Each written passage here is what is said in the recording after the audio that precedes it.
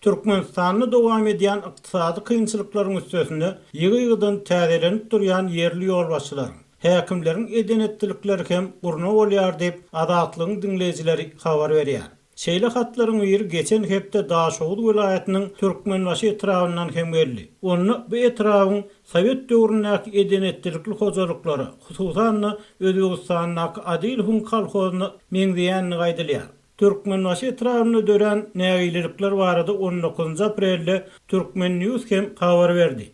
Neşriň yerli habarçysynyň tasdiklamagyna görä, geçen ýylyň ýanwarynda häkimlige berlenen odal vilayet häkiminiň ornwasary bolan Serdar Meredow hakykatda ilatyň durmuş ýaşaýyş şertleri barada däl. Eýsem diňe öz şahsy wähidi hakyny alad edýär.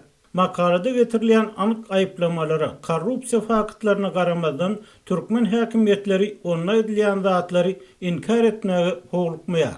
Daýhanlaryň aýtmaklaryna görä häkim etrawyň yer, suw, tehnika, dökün ferişdelerini we adam güýjüni ulanyp onlarça hektar ýere öz peýdasyny gök we bakçy ekinlerini ekdirýär we şol wagtda kärenneçileriň öz boşan ekin ýerlerini şol ekinleri ekmegine ýol bermeýär.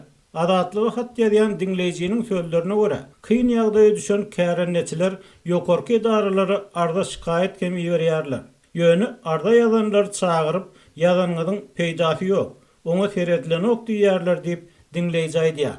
Şeýle de dinleýijimiz Türkmenistanyň dowam edýän başga bir agyr mesele üns çekip täze berlenen emeldarlaryň odal işläp ýören işgärleri şol sanyny başlyklary hem täzeläp açyçan ýaly wezipe orun satmak bilen meşgullanýanlygyny öňe sürýär. Türkmenistanyň konstitusiýasyny döwlet häkimiýeti kanun çykarjy, ýerine ýetirjik hemde kadiýet häkimlerine bölünýär we biri bilen sabr takatly işläp öz başda kerek edýär diýilip ýazylan. Emma synçylar ýurtda kanunçylygyň işlemeýänligini, söz atlygynyň bolsa düýpden ýokdugyny we netijede prezident tarapyndan wezipe berilýän emeldarlaryň prezident tarapyndan işden aýrylýan çalar tas eden edip gelýänligini öňden bäri aýdyp gelýärler.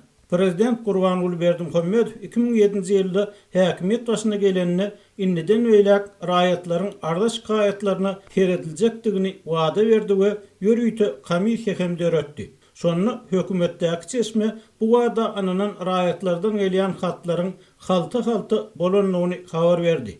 Ýöne soň arda şikaýetler üstünden arda edilen emellarlara iyi berilip, arda ýazanlar gorkuzlyp başlanyny adamlar hat ýazmalaryny adaltdylar diýip anandar çeşme aýtdy.